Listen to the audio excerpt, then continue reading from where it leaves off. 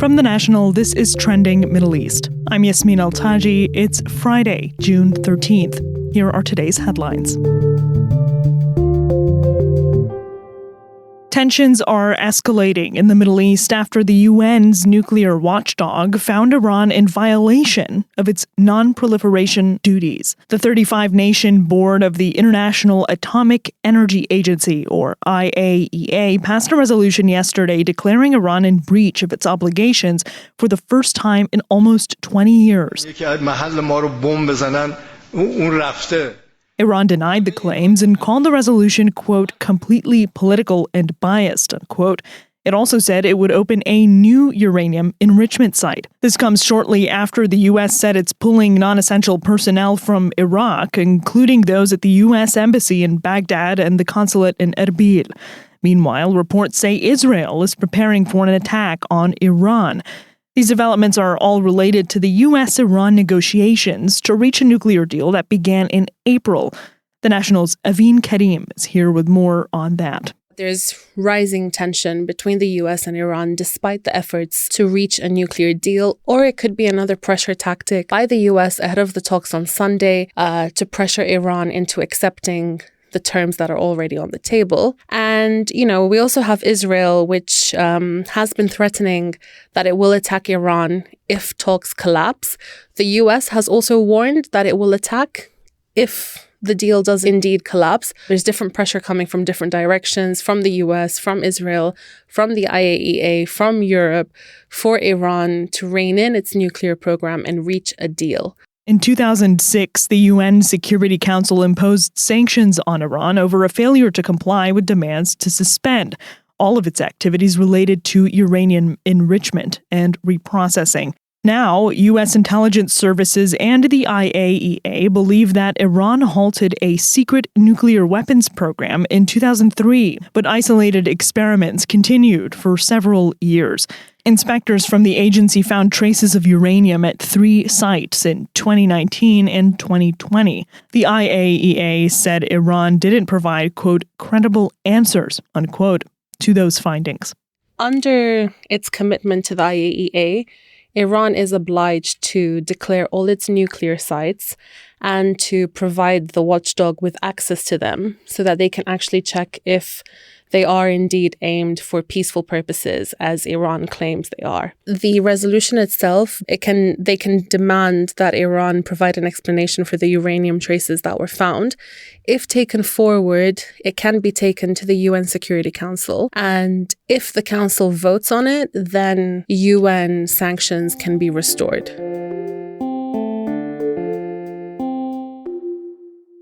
Hundreds have been killed in a plane crash in India, with only one known survivor as of Thursday evening. An Air India flight with 242 people on board crashed in India's western city of Ahmedabad on Thursday. The carrier said of the 242 people on board, including 2 pilots and 10 cabin crew, there were 169 from India, 53 from Britain, 7 from Portugal, and 1 from Canada. The plane was heading to London's Gatwick Airport and had been due to land in the evening. The National's Paul Carey reports from London. It was filmed flying low across the city before erupting in a ball of flames on impact. Incredibly, it came to rest with its tail sticking out of the building. Air India chairman Natarajan Chandrasekaran has spoken of his profound sorrow as he confirmed that Flight 171 had been involved in what he called a tragic accident. The plane crashed into a hostel housing medical students. Indian Prime Minister Narendra Modi described the crash as, quote, heartbreaking beyond words. The aircraft involved was a Boeing 787-8 Dreamliner. It's the first crash for the Dreamliner, which began flying commercially in 2011. That's according to the Aviation Safety Network database. Boeing said it was working to gather more information on the incident and was ready to support Air India. However, it's the latest in a series of incidents which have damaged the reputation of the US manufacturer Boeing. Its stock slid almost 8% in early US trading following the crash. India has suffered a series of fatal air crashes, including a 1996 disaster when 2 jets collided midair over New Delhi, killing about 350 people.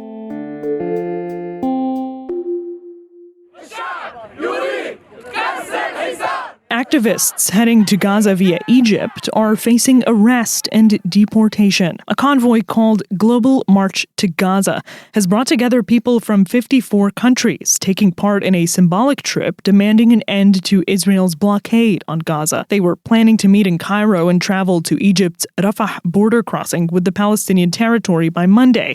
But officials in Cairo said on Wednesday night that such marches across Egyptian territory would require approval and adherence to strict protocol. The National's Kamal Tabikha reports from Cairo. The Global March was first announced a few months ago, and many activists had announced their intentions to join.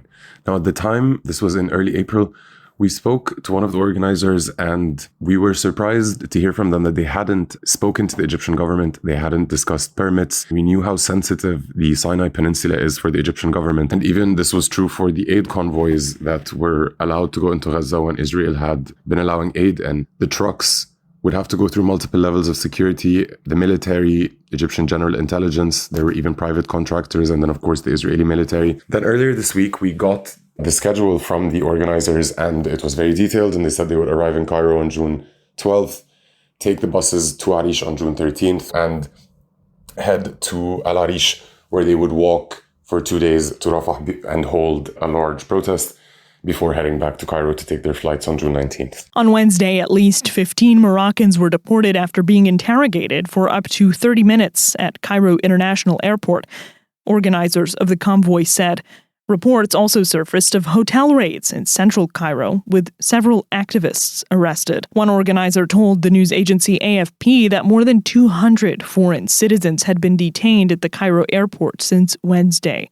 Many people were deported or asked to leave. According to our sources, some people chose to leave out of fear because apparently the officers were getting a bit aggressive with some of the people, according to these reports that are circulating. A statement from the Egyptian Foreign Ministry said that essentially the convoy had not applied or had not been given the necessary permissions to be in the Sinai Peninsula. Israel is under immense international pressure over the worsening humanitarian crisis in Gaza.